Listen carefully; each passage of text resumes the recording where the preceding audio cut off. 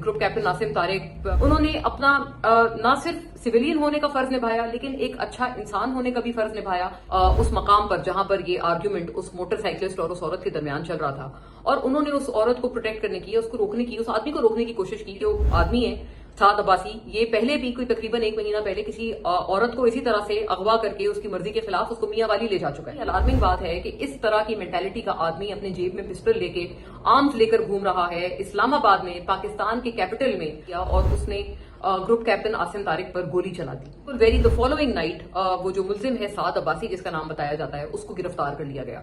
जिस तरह से उसने भागने की कोशिश की वो भी अपनी मिसाल आप है। वो क्राइम्स अगेंस्ट वुमेन बढ़ते चले जा रहे हैं। हर आए रोज हम इस तरह का कोई वाकया सुनते हैं, कभी कराची में, कभी पंजाब में, कभी पख्तूनख्वा, बलूचिस्तान। ये सागदार साहब बड़े काबिल एहतराम हैं, लेकिन उनके जो नवासे ने हरकत की है, एक अच्छे इंसान का नवासा किस तरह के कामों में मुलविस पाया गया है। और ये पता नहीं वो जो बॉस नामी शख्स है वहीद, ये भी बताया जाता है कि वो गुर्दों की स्मगलिंग में वो आदमी मुलविस था। और उस लड़की के अपने बयान में भी ये बात है 164 के बयान में कि हम क्रिप्टो करेंसी के हवाले से हमारी रजाडार से पहली दफा बातचीत शुरू हुई। ग्रुप कैप्टन आसिम तारिक की जो कहानी है वो हम सबको बिल्कुल एक तरह से हमेशा का एक दर्द देकर चली गई है। द रीजन भी कि हम सब उसको रिलेट कर सकते हैं। और ऐसा लगता है कि अगर ये चीज, मैं कई दफा बात करती हूँ कि कुछ वाकयात, कुछ ट्रेजेडीज ऐसी होती हैं कि आपको वाकई अपना आप उसमें नजर आता है और आप ये सोचते हैं कि ये कल को किसी के साथ भी हो सकता है।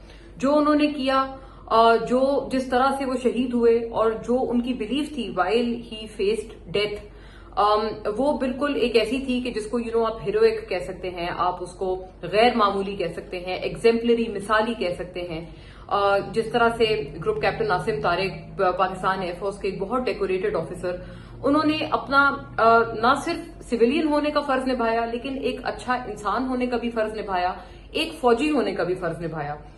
ये जो इंस्टिंक्ट है जिसकी हम बात कर रहे हैं कि आप अपने अराउंड अगर कुछ गलत होता हुआ देखें तो आप फौरन उस पर रिएक्ट करें। आप ये ना कहें, आपकी सोच ये ना हो कि ये मेरा मसला नहीं है, मैं इसके अंदर क्यों फंसूं, बल्कि आपकी सोच ये हो कि हाँ, मैं इस सोसाइटी में करेक्टिव मेजर के तौर पर क्या कर सकता हूं। अगर मेरे अराउंड कुछ गलत हो रहा है तो मैं गलत को गलत कहूं और गलत को रोकने की कोशिश करूं। ये सोच जितनी प्रोनाउंस्ड एक सच्चे फौजी में होती है, एक सच्चा फौजी, मैं दोबारा इस बात को एम्फेसाइज करना चाहूंगी, आई एम नॉट सेइंग कि हर जो सोल्जर होता है वो ये सोच रखता है, लेकिन हाँ, जो सच्चा सोल्जर होता है और जो दिल से सोल्जर होता है वो वाकई ये सोच रखता है। And group captain Asim Tariq शहीद was one of them. He was a true soldier, जिनकी वाकई ये सोच थी कि वो अपने अराउंड एक चीज गलत होता हुआ देख रहे हैं, एक औरत के साथ जबरदस्ती होती हुई देख रहे हैं, उसके साथ कुछ भी वो समझ रहे हैं कि वो परेशान है, वो किसी परेशानी में है और मैं सामने खड़ा हूं, ये मेरे सामने हो रहा है, मैं इसमें इंटरवीन करूं, उस खातून को बचाने की कोशिश करूं।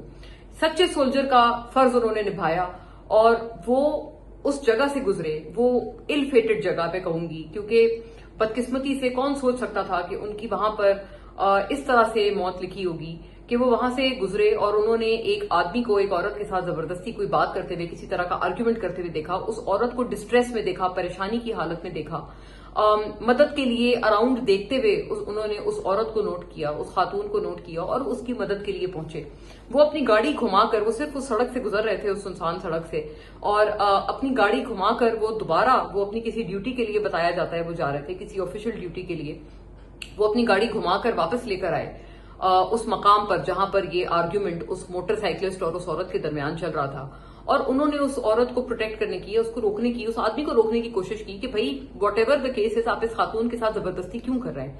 अगर वो आपके साथ कहीं नहीं जाना चाह रही तो आप उसको जबरदस्ती क्यों इंसिस्ट कर रहे हैं? ये उन्होंने एक बात की। और इसके बाद फिर वो जो आदमी था वो सर फिरा, वो पागल, वो इस मुआशरे के नासूर की तरह उसने एक्ट किया और बदकिस्मती से इस तरह के मुआशरे के नासूर बढ़ते चले जा रहे हैं और हमारी परेशानी भी उनके साथ बढ़ती चली जा रही है। उसने सिर्फ उस शख्स को इसलिए निशाना बनाया बगैर सोचे समझे। एक तो ये कितनी अलार्मिंग बात है कि इस तरह की मेंटालिटी का आदमी अपने जेब में पिस्टल लेके, आर्म्स लेकर घूम रहा है इस्लामाबाद में, पाकिस्तान के कैपिटल में, और न सिर्फ वो आर्म्स लेकर या पिस्टल लेकर घूम रहा है, उस सर फिरे उस दीवाने ने, उस शख्स ने वाकई एक लम्हे तक का लिहाज ना किया और उसने ग्रुप कैप्टन आसिम तारिक पर गोली चला दी।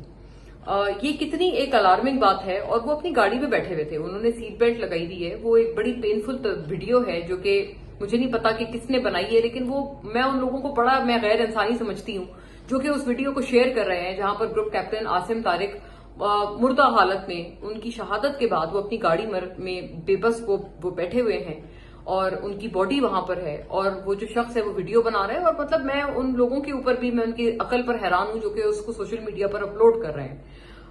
بہرحال اس طرح کے مطلب بہت ایک انسینسٹیوٹی بڑھتی جا رہی ہے، یہ صرف اس بات کی ایک علامت ہے، اور اس کے بعد فوراً اچھا سوئفٹ ایکشن ہوا، اور اسی رات کو جس دن یہ انسیڈنٹ ہوا ہے بالکل دا فالوئنگ نائٹ وہ جو ملزم ہے سعد عباسی جس کا نام بتایا جاتا ہے اس کو گرفتار کر لیا گیا۔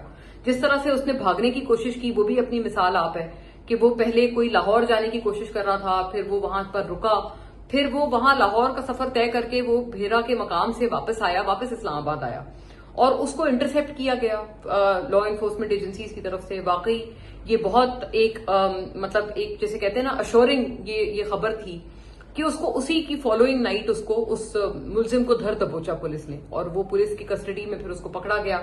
اس کی تصویر بھی پھر سوشل میڈیا پر پھیل گئی۔ آپ اندازہ لگا لیں گے 20-21 سال کا یہ جو لڑکا ہے اس نے نہ صرف اپنی زندگی برباد کر لی، اس کی زندگی تو برباد تھی ہی، کیونکہ بتایا یہ جاتا ہے کہ یہ جو آدمی ہے سعد عباسی یہ پہلے بھی کوئی تقریباً 1 مہینہ پہلے کسی عورت کو اسی طرح سے اغوا کر کے اس کی مرضی کے خلاف اس کو میاں والی لے جا چکا ہے۔ تو یہ تو مجھے کوئی ہیبچول قسم کا آفینڈر لگ رہا ہے، اور اس کی حالت بھی آپ سب دیکھ سکتے ہیں کہ کیا ایک میزریبل اس آدمی کی حالت ہے۔ اس کی زندگی تو برباد تھی ہی، لیکن اس آدمی نے اپنے ساتھ ساتھ اس معصوم گروپ کیپٹن عاصم طارق اور ان کے 2 معصوم بچے، ان کی وائف، ان کی فیملی، ان سب کی زندگی کو بھی یہ پورا کبھی نہ بھرنے والا ایک غم دے کر چلا گیا ہے۔ اور کتنے افسوس کی بات ہے جب ATC جج نے اس سے پوچھا اس آدمی سے کہ بھائی یہ کیا حرکت کی ہے تم نے، کیوں کیا یہ، تو آگے سے وہ کہتا ہے کہ جی وہ جو آدمی تھا وہ میرے اور اس عورت کے درمیان دخل دے رہا تھا، ہمیں ڈسٹرب کر رہا تھا، یہ اس نے لفظ استعمال کیا۔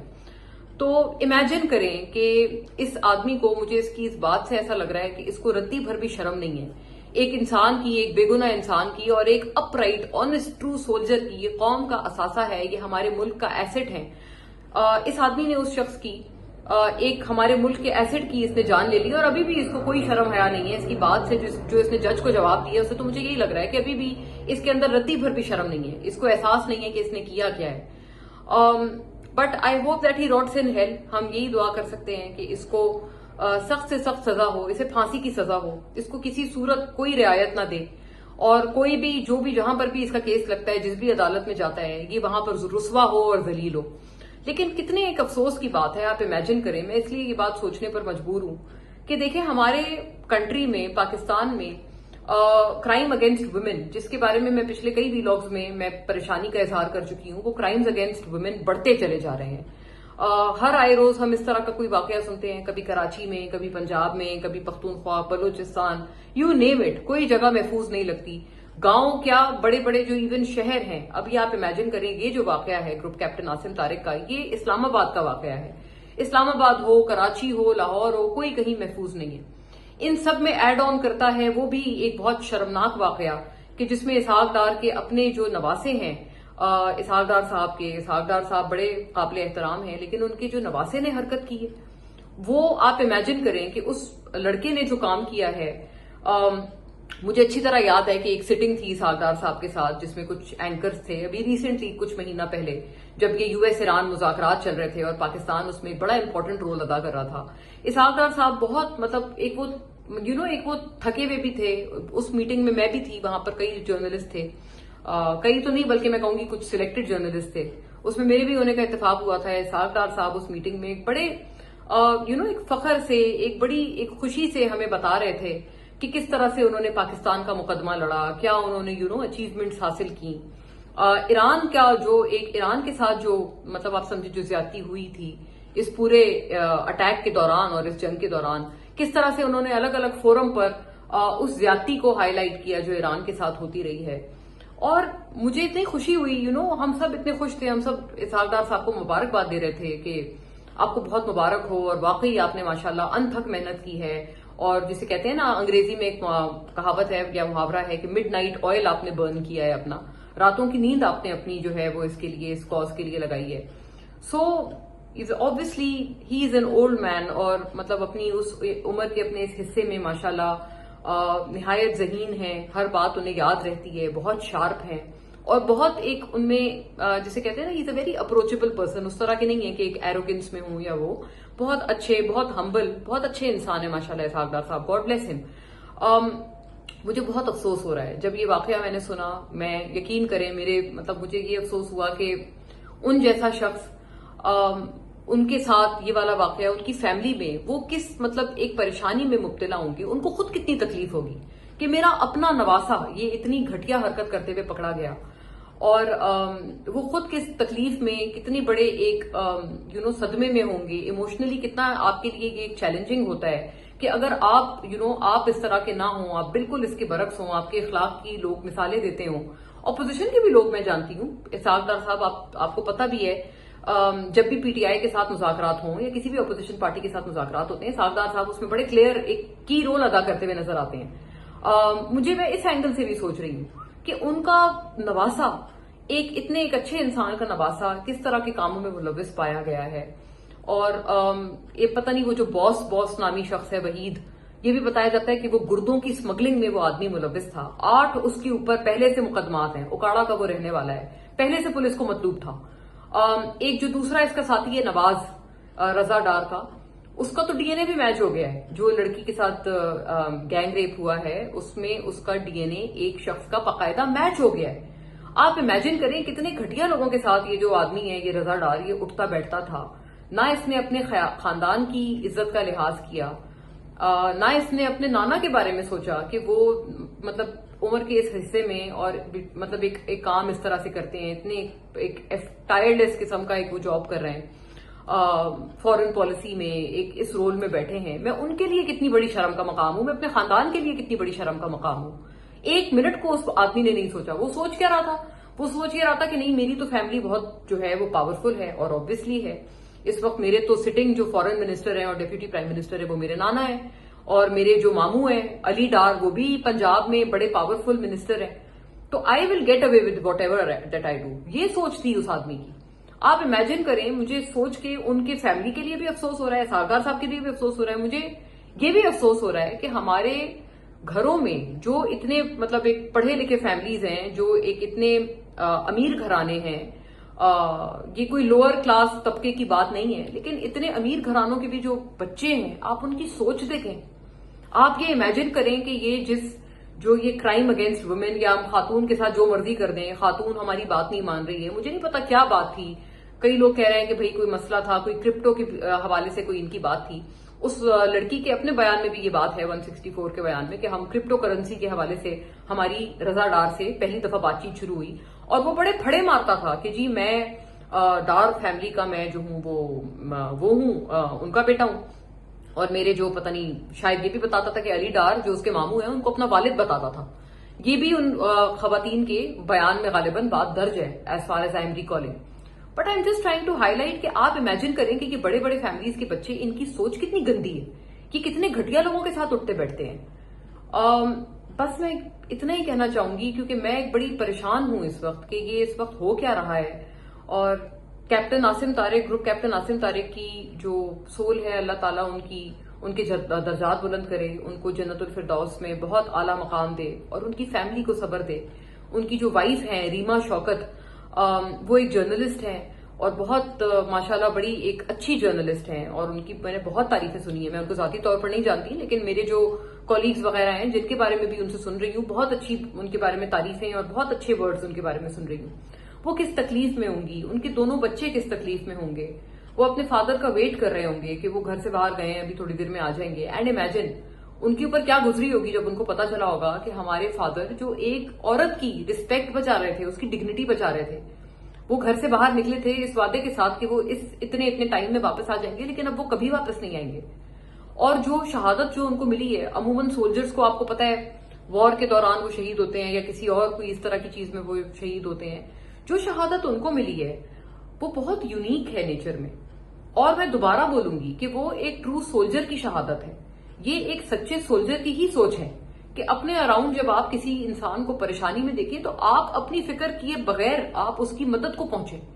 انہوں نے واقعی صرف یہ بات نہیں ہے، وہ میں سن رہی تھی پولیس کی پریس کانفرنس جس میں وہ کہہ رہے تھے کہ جی آئی جی کہہ رہے تھے، آئی جی اسلام آباد کے، انہوں نے ایک اچھے سویلین ہونے کا ثبوت دیا. نہیں، اب بیونڈ دیٹ انہوں نے ایک اچھے فوجی ہونے کا ثبوت دیا ہے، انہوں نے ایک ٹرو سولجر ہونے کا ثبوت دیا ہے.